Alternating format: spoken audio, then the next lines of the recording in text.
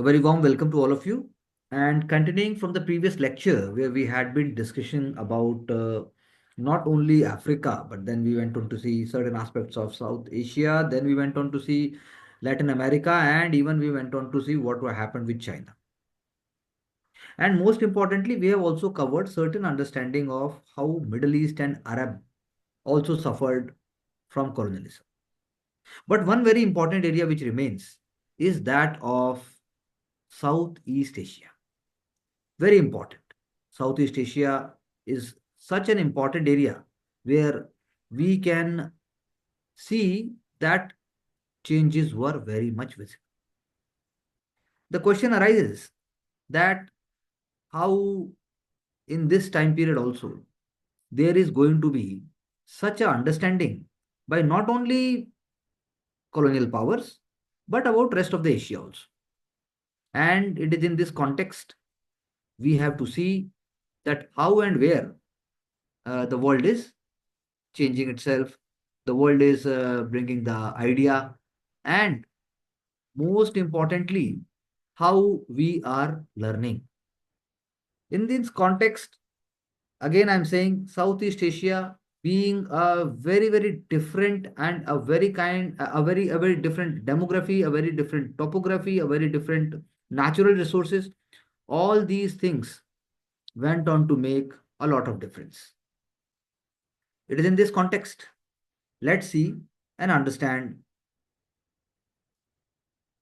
how Southeast Asia was going to be not only just a colony, but in certain aspects, it went on to be part of a new beginning, especially after the Second World War. वो एक ऐसी beginning का part है, वो ऐसे एक सोच का एस्पेक्ट है जिसमें हमें दिखाई देता है कि नया समाज, नया जीवन, नया आइडिया, सारी चीजें बनने के लिए आप उन चीजों को किस प्रकार चेंज करते हो। क्योंकि साउथ ईस्ट एशिया आज की डेट में भी not completely modernised, but most importantly south east Asian Nations, ASEAN, association of South east Asian Nations, वो उसका कोर है, इंडिया उसका पार्ट नहीं। लेकिन ऐसा क्या हुआ, ऐसा क्या डिफरेंस है, that is what we are going to see. वही 16 to 17 century, monopoly of spices, trade, यानी ट्रेड रूट यही रहेंगे। Pepper, the spelling remains PEPPER, Portuguese, Spanish, Dutch, French and British. Sequence का मतलब पावर्स वही हैं, सारी पावर एक जगह पर एक तरीके से नहीं कर पा रही। तो द क्वेश्चन इज कि कैसे हुआ, क्या चेंज होगा और क्यों होगा। So transformation of state in society, that is why becomes very very important to understand, because not only British but rest of them are also claiming that that we are here to bring a kind of a change in the lives of the local people. We are here to bring a kind of a new system, and that system is going to help the local people. That is a common narrative. Bureaucracy or the bureaucratic system of the Western powers, that is also going to make a difference. So, the whole idea that we are going to bring modernity, we are going to bring stability, we are going to bring tranquility, ये सिर्फ एक जगह नहीं था, ये सारा idea सब जगह देखा गया। और इसी आइडिया के बेसिस के ऊपर आप कह सकते हैं कि सारे के सारे कंट्रीज ने कमांड करने की कोशिश की। मॉडर्निटी ना लेके आए हों, लेकिन कैपिटलिज्म लेके आए और स्टेबिलिटी भी अपने पर्सपेक्टिव से लेके आए, यानी उनकी स्टेबिलिटी में ही हमारी स्टेबिलिटी है, ऐसा सबने दिखाने की कोशिश की और ऐसे ही सबने चाहा भी। So we have to understand that what was happening here and in which direction. Moving forward, is my screen moving on? Please, can confirm? No, sir.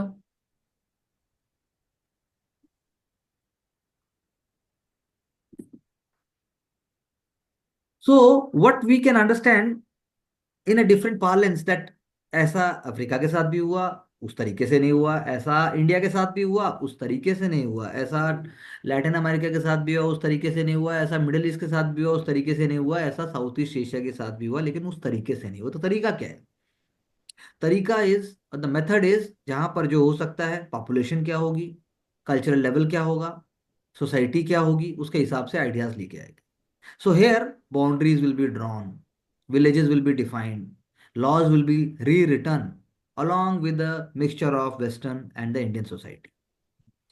Local sanctity का, local system का complete disregard होगा, but up to the extent जिससे आप revolt ना कर पाएं, जिससे आप resistance ना कर, and there will be a loyal, royal and the upper class which will be supporting them. So Dutch भी इसी तरीके से एक मोनोपोली क्रिएट करेंगे, डच भी इसी तरीके से एक सिस्टम क्रिएट करेंगे। Okay, okay, we are here only. So the locals will be pushed and will be forced to learn on along the western lines, और the imperial powers are fearful, एक limit से ज्यादा असर ना हो जाए। एक एग्जांपल है Tonkin school in Vietnam, close by the colonial regime, और ऐसे बहुत सारे एग्जाम्पल्स आपको इंडोनेशिया और बाकी कंट्रीज में भी मिलेंगे, इंडिया के भी एग्जाम्पल्स हैं।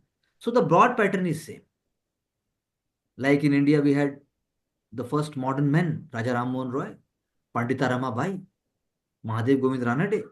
सिमिलरली एशियन इंटेलेक्चुअल्स वहां भी होंगे, वहां पर वो टूल्स यूज करेंगे वेस्टर्न अवेयरनेस के, and they will be trying to create positive, affirmative, and also a kind of understanding among the masses. सो आप नाम याद रख सकते हैं, जोस Rijal of Philippines, Sukarno of Indonesia जो बाद में डिक्टेटरशिप पे भी जोड़ दिए गए, हो ची मिन वियतनाम की तो कैपिटल, और उसके बाद ये बहुत ही प्रोमिनेंट एंड बहुत ही अमेजिंग रेवर्ड पर्सनैलिटी, एंड नू ऑफ बर्मा, आंग सांग सू की उसी लेजेंडरी जनरेशन से आती है, आई मीन से जीनोलॉजी से आती है। सो यानी thought process is there, but still these countries will not be able to achieve independence, will not be achieve complete autonomy on their own, like the way exam is there, like the way we call the UPSC examination, which is no less than a challenge to break the shackles of society, to break the shackles of uh, kind of an inferior understanding. लेकिन यहाँ पर Japan जो है वो, rather than being a benevolent big leader, it will be a kind of a colonizer, it will be a kind of a monopolizer. Japanese new imperialist बन जाएंगे जब हम बात करते हैं first and the second and the third decades of the 20th century. वो अपने फायदे के लिए ग्रेटर ईस्ट एशिया क्रिएट करना चाहते थे, जैसे जर्मनी का एक ख्वाब था। जापानीज मॉडल बहुत इन्फ्लुएंस करेगा, और जापानीज जो सो कॉल्ड न्यू रूलर्स होंगे वो भी वेस्टर्न एजुकेटेड इलीट की तरह ही काम करेंगे, और वो तो चाहेंगे कि वेस्टर्न इलीट जब जाएं तो हमारा रोल रह जाए। So it is only after the debate of 1945 of the second world war कि new wave of struggle for independence South East Asia में होगा। वियतनाम ने फ्रेंच को 1954 तक कंप्लीटली डिफीट कर दिया था। इससे हमें सीखने को मिलता है कि अब अगर हमारा नेबर बहुत पावरफुल है लेकिन नेगेटिव माइंडसेट है, उससे भी पूरे रीजन और जोन पर फर्क पड़ता है। So please do have a look, जो कॉलोनीज थी साउथ ईस्ट एशिया में, किसकी नहीं है आपको ये देखना है, और किसकी कहाँ है आपको ये भी देखना है। काम हो गया। British, Burma, Dutch, see the Dutch east Indies. जब हम डच ईस्ट इंडीज बोलते हैं, डच इंडोनेशिया बोलते हैं, तो हम वो पर्सपेक्टिव देना चाहते हैं कि कैसे उसको फ्रेंच इंडो चाइना कह लो, कैसे उसको आप इंडो चाइनीज यूनियन कह लो, कैसे आप उसको इंडो चाइनीज फेडरेशन कह लो, कैसे अलग अलग वर्ड है। Indo, again Indian ocean, that is a very very big point two understand. Spanish भी रहा है फिलीपींस में, आप देखो, पोर्तुगीज भी रहा है, कौन नहीं रहा, किसने नहीं लूटा। जब तक आप खुद नहीं जागे आपका एक्सप्लॉयटेशन निश्चित है। That is why humanity needs to understand that where they want to move forward, and still the world is not smart enough to learn from the previous mistakes. तो first Europeans to establish themselves in Indonesia, जैसा हमने कहा, east Indies जब कहते हैं हम किसी भी कंपनी के लिए तो उसका मतलब ही इंडोनेशिया है। पोर्तुगीज आ चुके थे 1512 तक, 1498 में डिस्कवर हो चुका था रूट। उन्होंने नेटवर्क बनाया, वही पोर्ट्स का, फोर्ट्रेसेस का, उनके जहाजी बेड़े होंगे, कार्टेज सिस्टम को लागू करने की कोशिश करेंगे, मोलक्का आइलैंड्स को कब्जा कर लेंगे ताकि वो स्पाइस ट्रेड की मोनोपोली करें। उसी की पिक्चर को पूरा करने के लिए आ गए डच। उन्होंने वीओसी यानी यूनाइटेड ईस्ट इंडिया कंपनी उन्होंने बनाई, वो उसके भी बाप, क्योंकि उनके पास तो पावर थी, लड़ाई करने की पावर थी, फोर्ट बनाने की पावर थी, आर्म्ड स्ट्रगल करने की पावर, सारी पावर वो यानी डच गवर्नमेंट ने उनको ऑलरेडी प्रोवाइड कर दी। यानी वो कंपनी नहीं थी, वो अपने आप में एक मल्टीनेशनल कॉर्पोरेशन है। मैंने गलत बोला, वो मल्टीनेशनल कॉर्पोरेशन भी नहीं है, वो तो अपने आप में एक सरकार बन गई।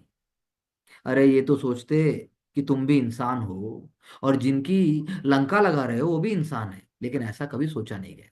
डिसरप्शन भी होगा, लालच भी होगा, गोल्ड भी होगा, ग्लोरी भी होगी, और क्रिश्चियनिटी भी होगी।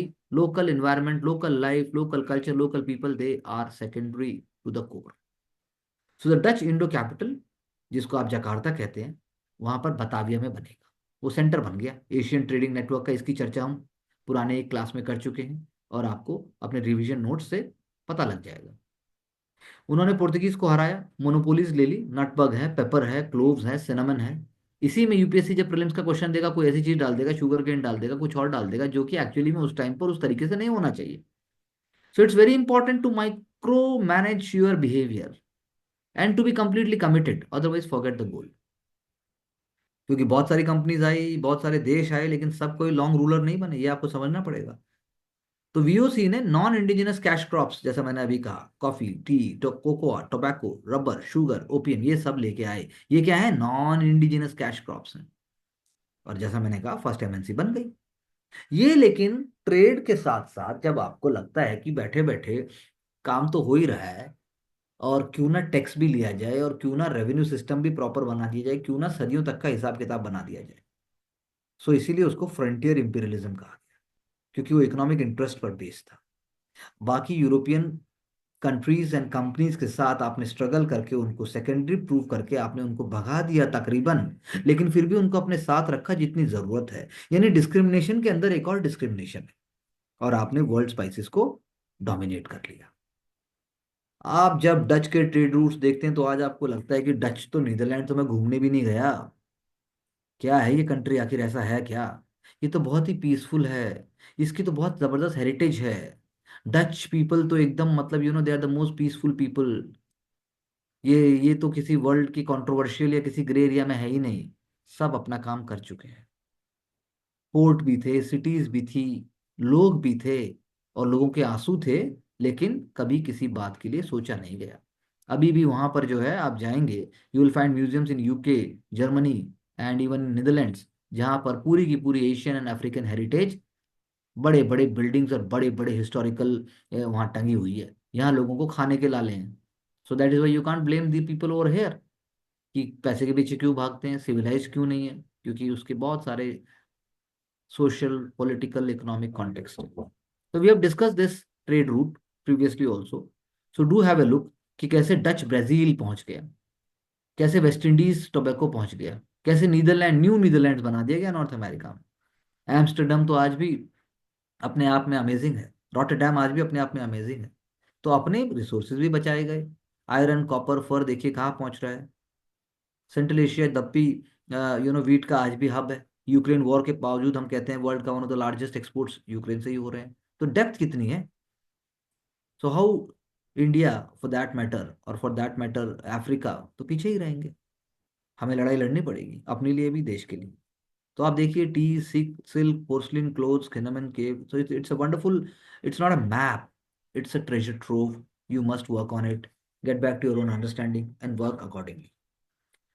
अब यूसी ने शुरू में रूल नहीं किया, जैसा हमने कहा, वो तो लोकल रूलर्स को आगे बिठाएंगे, अपने रिप्रेजेंटेटिव्स उनको बना देंगे, ताकि कोई भी रिसेंटमेंट ना हो।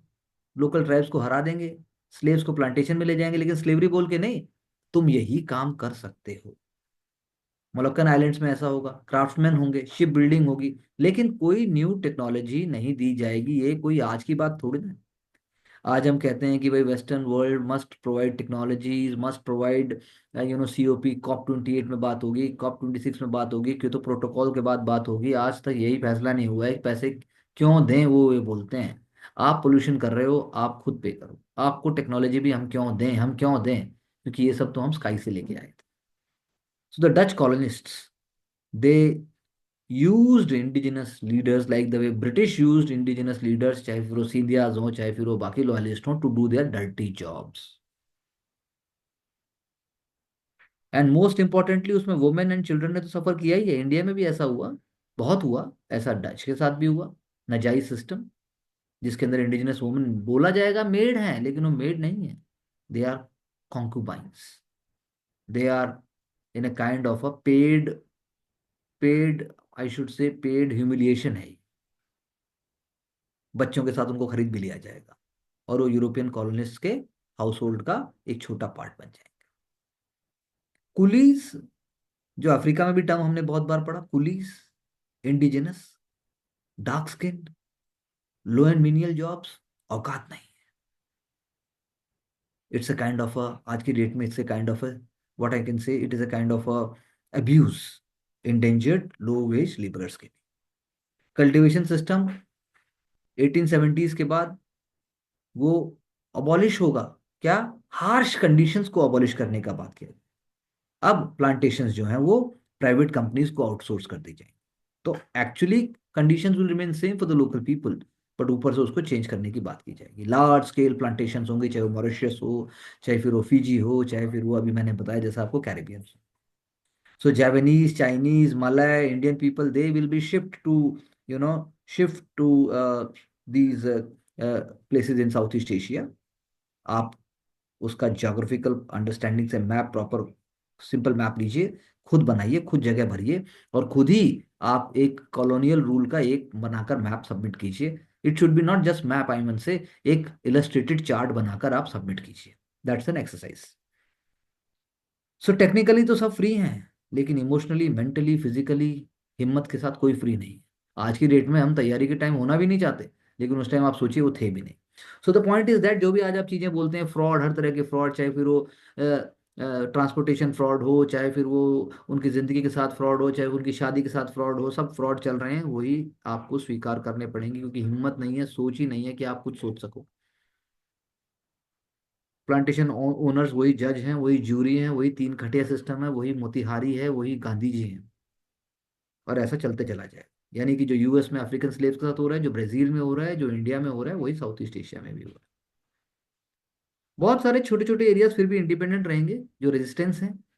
जैसे इंडिया में भी British were never able to penetrate till the core. उनको छोड़ देंगे, भाई तू अपने हिसाब से कर ले, कोई टेंशन नहीं, हमें 5 रुपए दे दे।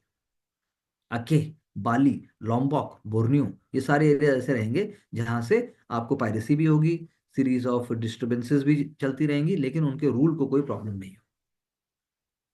सो कोशिश की नेपोलियन बोनापार्टे ने कि वो डच थ्रोन और पोजीशंस को 1806 में ले ले, 1806 में, लेकिन वो भी इतना आसान नहीं था। वो भी क्योंकि उसी का दूसरा रूप था। और ब्रिटिश, वो भी पीछे पीछे आएंगे, ब्रिटिश वो भी चाहेंगे। सो इसीलिए ब्रिटिश गवर्नमेंट का रोल भी आता चला जाएगा। 1815 में वाटरलू के बाद कांग्रेस ऑफ वियना आएगी, डच पोजीशंस वापस दे दिए जाएंगे।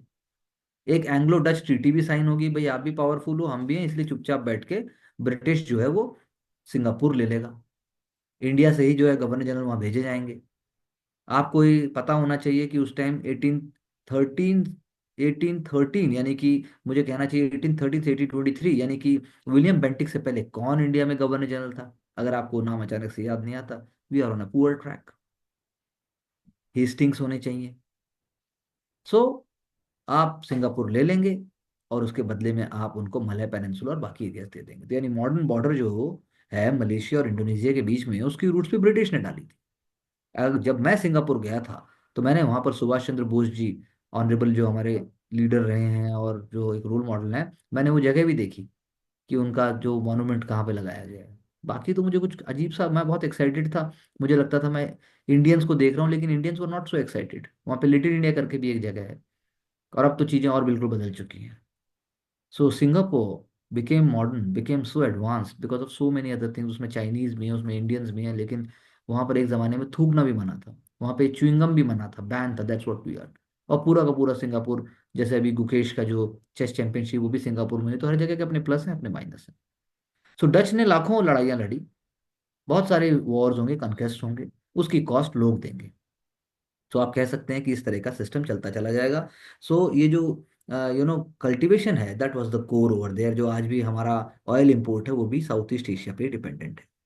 So the cultivation system is the most important, what we can say, whereby anyhow you are using the local resources and you are not fulfilling the needs of the local people, but actually you are doing it for economic exploitation under all circumstances. तो आप देखिए, India में जैसे Bengal, China से porcelain, Japan से precious metals और लेकर Indonesia पहुंचा, pepper nutmegs, cloth, silver, ivory, Sri Lanka के थ्रू पास होकर अरेबिया से आपने कॉफी, स्पाइसेस और सिल्क लिया और सब कुछ यूरोप पहुंच गया। कुछ लाए नहीं है, लेकिन लेके सब कुछ जाएंगे। Please do get back and have a look at this map very carefully and make sure to have your own map with as much illustration as possible. PT का एक भी क्वेश्चन डेट और इन फैक्ट्स के बिना पूरा हो ही नहीं सकता, और इसके बाद कुछ बचता भी नहीं है। One more example, you have to understand it from the main. जब आप मेन ज्योग्राफी की बात करते हैं जनरल स्टडीज पेपर वन में, तो आपको बोर्नियो से लेकर और आपको जो कि बाकी स्ट्रेट से लेकर आपको कुछ कुछ बड़े बड़े एरियाज, कुछ हिस्टोरिकल नाम अगर आपको पता है तो may be it may help you. और देखिए अंडमान सी से लेकर यहाँ तक का सारी बात हम कर रहे हैं। So the cultivation system is going to create a new kind of life, but that life is not going to be helpful for the local people. People will be forced to take rent, will be forced to take, loans. Loans will never be repaid. Villages will not be able to become a modern setup. Agri based economy रहेगी, लेकिन वो feudal रहेगी, वो modern नहीं हो पाएगी। And you will have to pay taxes also, that is why subsistence होगा। यानी समय के साथ पॉवर्टी बढ़ती चली जाएगी, समय के साथ एक्सप्लोटेशन बढ़ता चला जाएगा, पर इंडिया की तरह पॉपुलेशन नहीं थी। That's why you to compare here with India. India के केस में कैश क्रॉप्स ही सिर्फ नहीं है, बाकी फायदे भी थे। यहाँ पर कैश क्रॉप से सबसे ज्यादा फायदा है। इंडिगो, कॉफी, शुगर, वो सब का सब आप यहाँ पे उगा रहे हैं, और वही आप जो है एक्सपोर्ट भी कर रहे हैं। अगर कोई लैंड नहीं है तो उसको फिर भी गवर्नमेंट लैंड के ऊपर काम करना पड़ेगा। इंडिया में तो जमींदारी सिस्टम रैयतवारी और माहलवारी है, यहाँ पर इस तरीके से ना होते हुए भी कोई एक सिस्टम बना दिया। So British forced cultivators to grow indigo and cash crops. उनको जो है टैक्स इंसेंटिव भी बोला जाएगा, ये उगाओगे, जबरदस्ती उगाओगे, बेस्ट लैंड पे उगाओ। So we have read all that and you can understand that how most fertile and the most important land will be use for such cultivations. Huge profits होंगे। You can always remember figures कि 4% of GDP, 50% of total state revenue. सोचो आप। और apartheid, ethnic apartheid law आ गया। उसका मतलब यही है कि local people can not get married, can not gate बराबर की हायरार्की नहीं हो। एक रेशियल हायरार्की इंडियन, चाइनीज और लोकल पॉपुलेशन के बीच में बना दी जाएगी। यूरोपियंस मैनेजर्स होंगे, कल्टिवेटिंग क्लास टॉप क्लास होगी, कल्टिवेटर्स क्लास बल्कि टॉप होगा, जो कल्टिवेट कर रहा है वो नीचे रहेगा। सो ये आइडियाज जो हैं, गुड वर्कर वही होंगे जो कि काम करते हैं, गुड मास्टर वो होंगे जो मैक्सिमम चीजें निकाल लेंगे। इसीलिए सोशल, एजुकेशनल और टेक्नोलॉजिकल जो डेवलपमेंट है वो धीरे होगा, लेकिन वो उतना दिया जाएगा जिससे आप एक डिसिप्लिन फोर्स बना सको। So Rawls idea of distributive justice का सिर्फ ये फैलेसी नहीं है, ये ह्यूमैनिटी का फैलेसी है। ऐसा होना ही नहीं चाहिए था। सो डच की मोनोपोलिस्टिक टेंडेंसीज रहेंगी। कैश क्रॉप्स के लिए कभी आपको पे नहीं ऐसे किया जाएगा। रेशियल सेग्रीगेशन होगा। Access to education and access to health का भी मतलब ही नहीं बनता। So greatest benefit is going to the European powers including Dutch and others. So Dutch की जो ये पॉलिसीज रही, ये पॉलिसीज चलती जाएंगी जब तक वो कर सकते थे। जब जापानीज ऑक्युपाई करने आएंगे इन 1940s, वो अपना चलाएंगे, और वो भी ये बोलेंगे कि we are now more responsible towards the local people than the Dutch. So policy will try to improve their material conditions, but again exploitation will remain so. And Dutch will no more be able to carry on the process because they were not so powerful, they have exploited for a long long time. सो जो changes होंगे, जो नया system होगा, वो जो नई life होगी, उसमें जरूर आपको इम्प्रिंट्स दिखाई देंगे, चाहे फिर वो हेल्थ हो, इंफ्रास्ट्रक्चर हो, एजुकेशन हो, what ever you speak about. So this is how it is. 1782 में हेल्ड किया गया, 1828 में बढ़ाया गया, और सोचो आप 1920s तक क्या हो। So population is obviously going to increase, and change time is also changing. But then this is another phase for exploitation. So as we have heard, we have seen, we have discussed also, mercantilism, monopoly आएगी, non interference है. उसके बाद जब आपका industrialization आता है, then they are going to change the thing, they are going to get the raw materials from here, they are going to export everything from here, they are going to import only, you can say, finished goods. बाद में इसी को आप liberal बोल दो, ethical बोल दो, लेकिन एथिकल नहीं है. That's what we can say. So policy, if there is a policy to create railways, if there is a policy to have ships, if there is a policy to create schools, if there is a policy to create colleges, that is only possible because लोगों को उतना minimum चाहिए था. अगर irrigation system भी आता है, that is only to help the already existing system. उस पर कोई क्वेश्चन नहीं कर सकता. बैंकिंग सिस्टम भी आएगा, वो भी लेकिन pro British, pro Dutch, pro European ही रहेगा. So local population will be suffering. अगर ज्यादा है तो they will be force to migrate. Less densely populated areas में, सुमात्रा, कालीमंतान, जैसा हमने बोला, गवर्नमेंट स्पॉन्सर करेगी, भाई उठो और वहां पटक दिए जाओ.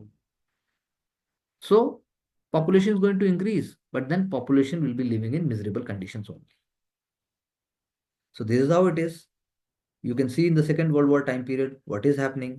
कैसे ईस्ट तिमोर तो अभी अपने आप में अलग एक कंट्री, हमने पहले भी बात की. देखो आप, फिलीपींस, सिंगापुर, मलाया, और यहाँ से आप देखिए कैसे इंडोनेशिया में पूरा हुआ. So February and March 1942, allied forces Australian units के साथ साथ कोशिश करेंगे कि जापानीज इन्वेजन को रोक सकें, पर रोक नहीं पाएंगे और उन्हें भागना पड़ेगा. सो this is how that this was not a merit on their aspect. They were forced to do so, but they never acknowledged and accepted their faults. So the question arises कि क्या इससे रियली में modern development आया? So if you do a comparison, then you will find that it depends on the demography, it depends on the local people, it depends on the local resources, but overall it is not going to help. Ethical policy नाम है, लेकिन वो severely under funded रहेगी, severely wrong sided तरीके से चलेगी, and it will not be accepted completely. एक और कॉन्सेप्ट जो आता है पैट्रीमोनियलिज्म का, वो एक ब्यूरोक्रेटिक सिस्टम क्रिएट किया. उसके अंदर लोकल नेटिव्स को आप, जो कि आपके साथ हैं, उनको आप टॉप पे बिठा दें. So local native aristocratic class, that's what we you can say patrimonialism. Nepotism है, करप्शन है, and it is a kind of a security that local, a common man will never be able to set against it. So there is no examination for that matter. It is based on loyalty, it is based on moral corruption, it is based on physical proximity. पैसा है, flash trading है, business है, और बात किया जाएगा western education के privileges की. So group of Japanese aristocrat, जिनको प्रियाई कहा गया, वो गवर्निंग एलीट बन गए. System of education, bureaucratic promotion उन्हीं के बीच में होगा. और एक रेंट सीकिंग बिहेवियर है विच दे बिलीव कि हमें कभी टच नहीं करेगा. So these things are not going to help in the longer run. These things are never going to bring peace and prosperity. And I can tell you here also very clearly that time will come on this planet Earth only where these developed countries will have to pay the price, maybe little later or maybe sooner, but one day they will have also to pay the price for all the wrongdoings, because they have still not understood, and they are not even teaching their coming generations of what kind of harsh and what kind of inhumane uh, you know conditions were created by their ancestors. So the racial classification, or for that matter you can say that the ethnic classification, cultivation system, ethical policy, all these things were reflected of the kind of tools used by the Dutch, facilitated by the British, later on promoted by the even Japanese also, where one can say the whole suffering was of the local people in Indonesia and rest of the areas around. जब आप बात करते हो कि भाई फिर कैसे होगा, क्योंकि रिपब्लिक ऑफ इंडोनेशिया बनेगा, इंडोनेशिया का डिक्लेरेशन ऑफ इंडिपेंडेंस 1945 में होगा, सोवरेनिटी ट्रांसफर कर दी जाएगी, and it will become Republic of the United states of Indonesia. Unstable system को स्टेबिलिटी देने के लिए पहले सुकार्लो का रोल आएगा. गाइडेड डेमोक्रेसी आप कह सकते हैं. इसलिए नॉन अलाइन्ड मूवमेंट बहुत इंपॉर्टेंट है समझना. इसलिए उसको समझना बहुत इंपॉर्टेंट है कि कैसे अफ्रीका, इंडोनेशिया, इंडिया सब एक साथ क्यों आए. Corruption, and then the elite class, and then immigrations, and then पैट्रीमोनियलिज्म जो हमने डिस्कस किया, ये सारी चीजें समझने के लिए डेमोक्रेसी विद गाइडेंस जो एक कॉन्सेप्ट, एक फिनोमिना हील करने के लिए लिया जाएगा। Representation of urban workers, rural farmers, intelligentsia, academia, national entrepreneurs, religious organisations, youth, females, what not, everything will come into picture along with the role of women, but एक साथ हो नहीं पाएगा। सो 1945 से 1967 एक तरीका का chaos रहेगा। गाइडेड डेमोक्रेसी का विजन आप जब बात करते हैं तो non aligned movement, as I told you, Bandung conference की बात आएगी, इसलिए वो वहाँ हुई। घाना, यूगोस्लाविया, इंडिया, वो सब बात करेंगे। लेकिन आप देखिए कि अगर हर कंट्री अपने पास्ट को सिर्फ गाली देने लगे, समझे ना उसको, और कॉलोनियल रूल को कुछ ना कहे, तो मैं नहीं मानता कि हमें विकसित भारत तक या फिर किसी भी देश को मॉडर्नाइजेशन तक पहुंचने में बहुत आसानी होगी। हमें पीछे की कमियां देखनी है, लेकिन साथ साथ में हमें यह भी देखना है कि कंट्रीब्यूशन क्या है and what more we can do towards the future. So Panchsheel, belief in God, and then humanitarianism, nationalism, democracy, social justice, neo-industrial policies, and all these things we have read in different ways. Society is going to be transformed, and ASEAN में भी वो बहुत important role play करेंगे, especially when we speak about what was suffered by Vietnam and even occupation of Cambodia, or the role in APEC. All these things are going to be there. But then, like India, like China, Indonesia also had a long journey, and exploitation will be, stopped in some way, but it is going to take a lot of time. So Holland was not Hollywood, I should say. Holland was engaged in a systematic exploitation of Indonesia, and the Dutch colonial policy was never for the local people. And the nature of Dutch imperialism is not the same like the way other places suffered. And also, the culture system is also a reflection of imperialism, and patrimonialism and other ideas which are there. They are there so that the Dutch can easily exploit the local population. From the general studies and other perspective, we have to look into this much. You can always Google more and get back to me for more understanding. जब हम बात करते हैं पूरे south East Asia की, तो उसमें सिर्फ इंडोनेशिया नहीं, उसमें बाकी भी आएंगे। तो इंडो चाइना एक, आप कह सकते हो कि फ्रेंच कॉलोनी, यानी कंबोडिया, वियतनाम, लाओस। वियतनामी शुरू में चाइनीज के नॉमिनल कंट्रोल में होंगे, क्योंकि जैसे बर्मा के साथ आप कह सकते हैं, वो ट्रिब्यूट्स भी पे करेंगे, whether it is in the form of land, whatever they are growing up, whether it is in the form of labour and so on. So French will be the first who will be becoming interested in Indo China. उनके missionaries चाहेंगे that they are going to convert local people to Catholicism, इसीलिए French merchants को opportunity मिलेगी। Rice, coffee, tea, timber मिलेगा। ना कोई semiconductor था, ना कोई चिप्स थी, ना कोई एआई की बात थी। तो ये जो राइस, कॉफी, टी, टिम्बर है, यही उस समय का आर्टिफिशियल इंटेलिजेंस का सुपर पावर है। फ्रेंच गवर्नमेंट बहुत ईगर होगी कि उसकी साउथ ईस्ट एशिया में प्रेजेंस हो, क्योंकि इंडिया तो हाथ से निकल चुका था। चाइना में सबका थोड़ा बहुत स्टेक था, और इंडोनेशिया, मैंने जैसा आपको बताया, साउथ ईस्ट एशिया में पहुंच चुके थे। तो इसीलिए नेपोलियन थर्ड के टाइम से फुल फ्लेज्ड कॉलोनाइजेशन की स्टार्ट की बात की जाएगी। स्पेनिश ट्रूप्स आएंगी, वो कोशिश करेंगी ना सिर्फ फिलीपींस, बल्कि सेंट्रल वियतनाम के दानांग, जो एक बहुत ही इंपॉर्टेंट पोर्ट सिटी है, वहाँ पर वो उसको कब्जा करें, उसको कंट्रोल करें, उसको रन करें, और उसका नाम भी बदल देंगे। फिर वो साइगॉन को भी कैप्चर कर लेंगे। लेकिन होगा क्या कि ये सारी जो कैप्चरिंग है, ये फिर भी उनको स्टेबल लॉन्ग टर्म रूल नहीं दे पाई, क्योंकि फ्रेंच रूल पूरे के पूरे उसमें एक बार में सारी जगह प्रॉपर यूनिफॉर्म तरीके से हो ही नहीं पाए। लेकिन फ्रेंच अपने आप को डिक्लेयर करेंगे that we are having Indo Chinese union. As I told you, civilisation फ्रेंकियाज, हम आपको मॉडर्न बनाएंगे, हम आपको सिविलाइज बनाएंगे। फ्रेंच कल्चर एंड सिविलाइजेशन चाहेगी कि पॉपुलेशन फ्रेंच कल्चर को इमिटेट करे, फ्रेंच आइडियाज को इमिटेट करे, फ्रेंच बिहेवियर को इमिटेट करे। और स्ट्रेटेजिक लोकेशन है तो वैल्यूएबल रिसोर्सेज की बात ही है, चाहे फिर वो चाइना की बात हो, चाहे फिर वो नीचे का ट्रेड रूट की बात हो, चाहे फिर वो जापान से लेने की बात हो, access to treaty, access to port से सारा हो। हेयर लुक वेयर केयरफुली, जैसे फ्रेंच इंडो चाइना में आप देखिए कैसे Laos, Tonkin, Hanoi, and then नीचे आप देखिए Annam, Cambodia, Phnom Penh, Saigon, and Cochin, China. So these are all the dates and the areas. At the same time period when India is suffering, at the same time period when Congress is coming up, same time period when Gandhiji is leading struggle, then struggles are going on there also. Please do not forget to look at Malaya also, 1909.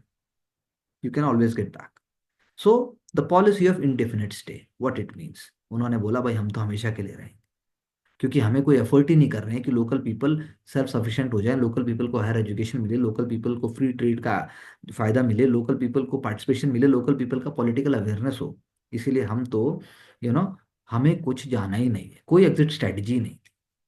उन्होंने तो Roman alphabet भी introduce कर दिए, उन्होंने जो है Chinese इडियोग्राम्स को भी चेंज कर दिया, और जो वियतनामीज थे उन्होंने readily new non political publications, जो मतलब कि नए नए ideas, modern ideas, women magazine, self help manuals, technical books, literary form, सब उन्होंने एक्सेप्ट भी कर लिए। सो लाओस और कंबोडिया, जहाँ पर लिटरेसी कम थी, जहाँ पर इन चीज़ों को कम यू नो कम वैल्यू दी गई, साइकोलॉजिकल इफेक्ट्स भी जो आप कह सकते हैं कि इन चीज़ों का थोड़ा सा कम था, वहाँ पर आप कह सकते हैं कि नेशनलिज्म का जो बुखार है, नेशनलिज्म की जो हवा है, वो धीरे हो। But the role is being played through print. So print capitalism is one word that is used here. Road, railroads, market towns, automobiles, movies, audio, telecommunication, ये एक्सपेंशन धीरे धीरे होगा, पर ये सारा का सारा डेवलपमेंट जो है, शुरू में फ्रेंच सोचेंगे they will be able to control, but in the long run they will not be able to control. So French always believed कभी अक्ल आएगी ही नहीं, लेकिन ऐसा नहीं होगा। Indo Chinese French citizens, they were elected member to the National Assembly in Paris. और वियतनामीज एलीट जो है, भाई आइए आप फ्रेंच में बैठिए आराम से आके, धंधा तो वहां से चल रहा है। 5 बिल्डिंग आपने खरीद ली, पर आपके खानदान ने उसके लिए कितने लोगों का खून जलाया वो कोई नहीं देखने जा रहा। आपको 5 बिल्डिंग का किराया आ रहा है, आप सोच रहे हो मैं भी खाऊंगा, मेरे आने वाले फ्यूचर जनरेशन भी खाएंगे, और सब कुछ वैसे ही चलता रहेगा, पर ऐसा होता नहीं। सो French government had monopoly over all the kind of cultivation, obviously, इसीलिए उन्होंने अपना लीगल सिस्टम बनाया। नेपोलियनिक कोड, जो नेपोलियनिक कोड फ्रांस में चलने चाहिए थे, वो यहाँ भी कर दी। और वियतनामीज के जो सदियों से, हजारों सालों से जो कल्चर चला आ रहा था, उसको डिस्ट्रॉय करने की बात की, क्योंकि इंडियंस भी साउथ ईस्ट एशिया में गए थे, but we didn't colonize. Indian culture, Indian civilization values are integral part of South East Asia. नाम भी है कंट्रीज के नाम, कंट्रीज की कल्चर, कंट्रीज का जो एक रिलीजियस आइडेंटिटी है, उसमें इंडियन वैल्यूज मिक्स्ड हैं, लेकिन उन्होंने अपने आप को सुपर इम्पोज नहीं किया। सो पॉल डोमो, उसको इंडो चाइना गवर्न करने के लिए भेजा गया। He wanted Vietnamese to bear the administrative costs of running Indo China. He wanted Indo China to provide a market for French products, वही सोर्स ऑफ प्रॉफिटेबल इन्वेस्टमेंट, जैसा कि हमेशा कहा गया है। उन्होंने ओपीएम को भी इंक्रीज किया, उन्होंने जो है चाइना के अंदर तो प्रमोट करने की बात ही थी। तो धीरे धीरे वियतनामीज एडिक्ट होने चले गए। फिर उन्होंने ओपीएम पर भी टैक्स लगाना शुरू कर दिया, यानी आप रोटी भी खाओगे तो आधी रोटी भी टैक्स में दोगे। वाइन एंड सॉल्ट ट्रेड पे भी टैक्स होगा। वियतनामीज वो अपना टैक्स ऑब्वियसली एक लिमिट के बाद नहीं दे पाएंगे, और धीरे धीरे वो क्या बनेंगे, धीरे धीरे वो डे लेबरर्स बन जाएंगे। राइस एक्सपोर्ट शुरू हो जाएगा, इंडेंजर्ड लेबर फ्री में है ही है। So that's what you can से, रबर प्लांटेशन के साथ साथ राइस और बाकी चीजें भी यहाँ से एक्सपोर्ट होने लग जाएंगी, and they will not be able to have any control over their land also. Forget about females and children, आप समझदार हैं, हम उस बाउंड्री में हमें ज्यादा जाने की जरूरत ही नहीं है। But what they all were growing, so agriculture है, पैडी है, फ्रूट है, forest and other land, water and sea, सब कुछ a fertile area, but they will not be getting anything out of it. So French जो है वो Chinese immigration, यानी Sino Vietnamese merchants, उसको भी एक्सप्लॉयट करेंगे प्रॉफिटेबल राइस और रबर प्लांटेशन के लिए। कोई मैन्युफैक्चरिंग इंक्रीज नहीं करेंगे, क्योंकि मैन्युफैक्चरिंग का सारा एस्पेक्ट तो इंपोर्ट होके आ ही रहा है। रिच कोल डिपॉजिट्स जो थे उनको लेके जाया जाए। राइस मेकॉन्ग डेल्टा में वर्ल्ड का one of the best, Mekong delta, rubber plantations, उनको वहां से लेकर जाया जाए। इन्वेस्टमेंट्स की जाएंगी, नाम दिया जाएगा हम आपको ग्रो कर रहे हैं। हनोई टू साइगोन का रेल रोड बनेगा, फ्रेट बनेगा, not for general public, but again for imperialistic perspectives. So same kind of processes which were there in India, they were in the Southeast Asia also. Electricity आएगी, imported modern medicine आएगी, Pasteur Institute भी खुलेगा, but all these things will be there so that you can always put your best for your own benefit. पर cultural impact भी होगा। Chinese calligraphy, it was there, but then it is going to be sideline. French taught the Vietnamese to speak French, French priest होंगे, वो Vietnamese को Catholicism में convert कर देंगे। और अब वही बात है, French history, French literature, French culture, French law, सब कुछ ओवर पावर करने की कोशिश करें, and that is how it is. You can always go back and have a look when you understand कि वियतनाम में क्या हो रहा था, लाओस में क्या हो रहा था, कंबोडिया में क्या हो रहा था। So the question arises then, in the 20th century, when the movements are there going on in the rest of the world, here also people will start. People were suppressed. Committed nationalists are there. Okay. So the question arises that how the ideas from USSR, how the ideas from what is happening in China, how the ideas from rest of the world, they will also be coming here. So एक dream है कि United Vietnam बने, communist ideas promote होने लगेंगे, इसलिए Hanoi में communist party of Indo China establish होगी। जब 1940s में फ्रेंच जो है यूरोप में भी हारेगा, सेकेंड वर्ल्ड वॉर में जब चीजें बदलेंगी तो वियतनामीज की इंडिपेंडेंस का होप होगा, like the way we speak about India. लेकिन अभी जापानीज आ जाएंगे, यानी फ्रेंच का नया रूप आ गया। Puppet government of Germany and Japan अब बैठ जाएगी। नेशनलिस्ट एंड कम्युनिस्ट जो है वो they will be brutally crush, especially in the south of Vietnam. So Ho Chi Minh he will be moving towards the north, और north के अंदर आप कह सकते हैं एक कम्युनिस्ट नेशनलिस्ट रेजिस्टेंस मूवमेंट होगी, जिसको वो मिथ विथ मिन कहेंगे, यानी league for the independence of Vietnam. Japanese are going to be defeated. With Minh forces and supporters will took over Hanoi, Saigon, which was renamed as Ho Chi Minh City, जो मैंने पहले भी आपको बताया। और सितंबर 1945 में डेमोक्रेटिक रिपब्लिक ऑफ वियतनाम जो है वो प्रोक्लेम हो जाएगा बाय हो ची मिन एज प्रेसिडेंट। वॉर खत्म हो गया। एलाइज एग्री करेंगे कि south half of the Vietnam वो तो ब्रिटिश और फ्रेंच के एडमिनिस्ट्रेशन में आना चाहिए, और वो फोर्स करेंगे सप्रेस करने के लिए विथ मिन को, क्योंकि साउथ में जो है वो नहीं चाहते थे कि डीकोलोनाइजेशन के आइडियाज या फिर जो लोकल पीपल हैं वो अचानक से काबू सारी चीजों को करें, वो अचानक से ब्रॉड हो जाए। So this is also going to be another war. You can have a look over here, how in North Vietnam, how is it in South Vietnam. Dong Hoi बीच में डीमिलिटराइज जोन हो गया, बीच में partition की line हो गई, जुलाई 1954 हो गया।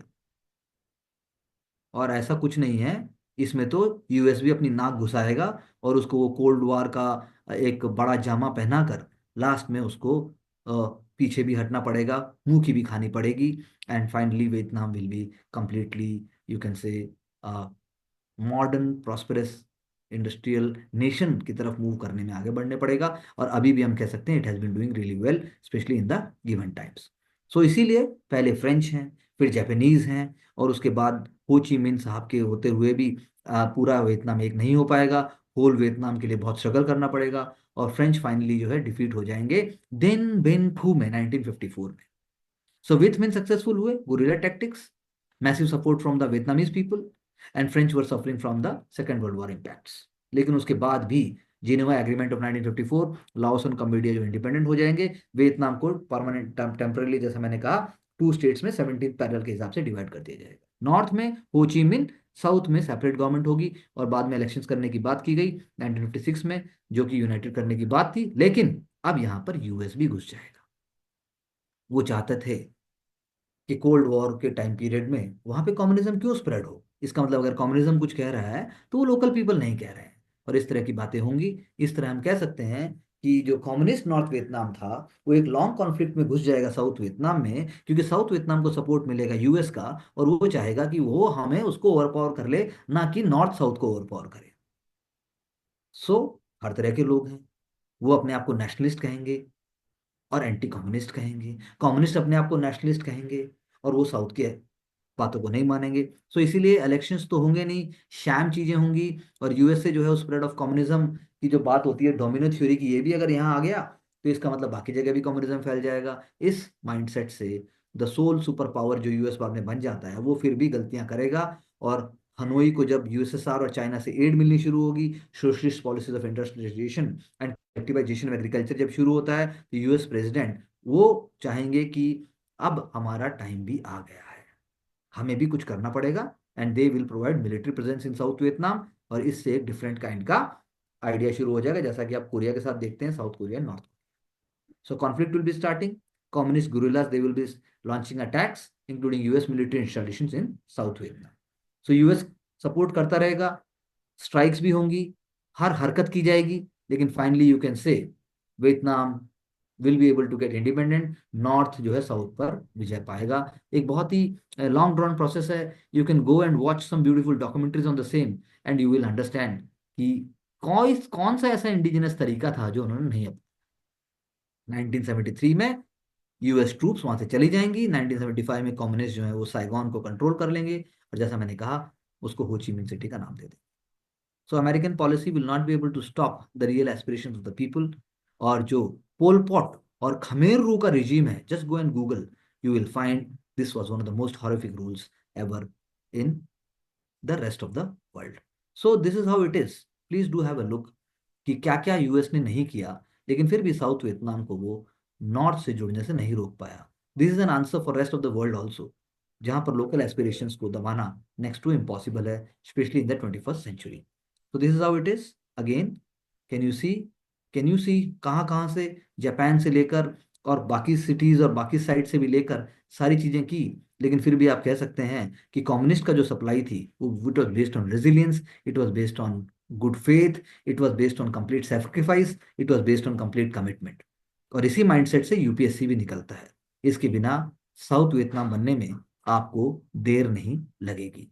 सो आप कह सकते हैं कि ये सारे आइडियाज जो हम नॉर्थ और साउथ की बात कर रहे थे, उसके बाद when we read all these, when you read this you will find कि जनरल जो होना चाहिए वैसा हुआ।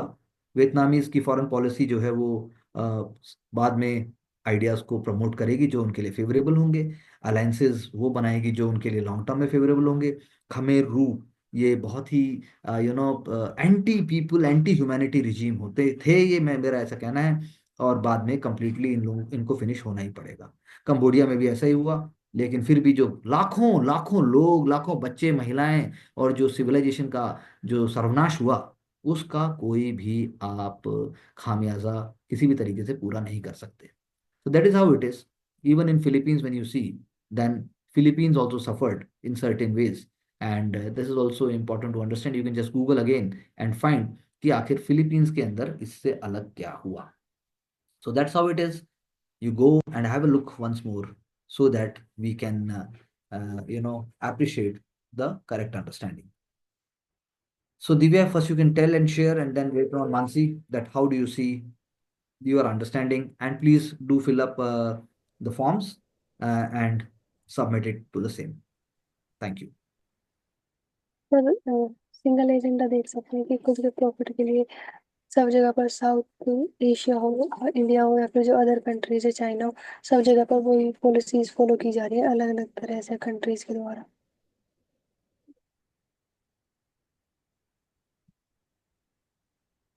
What do you say? तो यही सेम एक तरीके से का पैटर्न जो है वो सब जगह सेम ही है, हर कॉन्टिनेंट में अगर हम देखते हैं तो। एंड आज के टाइम में इसलिए फिर हम बोल सकते हैं वो भी एक स्ट्रॉन्ग रीजन है कि क्यों सबसे ज्यादा ग्रोथ जो हम एक्सपेक्ट करते हैं, ग्रोथ पोटेंशियल जो एक्सपेक्ट करते हैं साउथ ईस्ट एशिया है या फिर इंडिया का, हम बोलते हैं कि ट्रेड या फिर एक्सपोर्ट पोटेंशियल भी हम और कैसे इंक्रीज कर सकते हैं। तो वो आ Hmm. सकते हैं और रिलेशन स्ट्रेंथन करके या फ्री ट्रेड एग्रीमेंट से ही हो सकता है। Yes, definitely you have to understand that you're going to write answers on the basis of your understanding, which will be bringing your clarity with general studies and also essay. And same is the approach with the optional subject also. Ji. So we'll take up more ideas and we'll see in the next lecture. Thank you very much.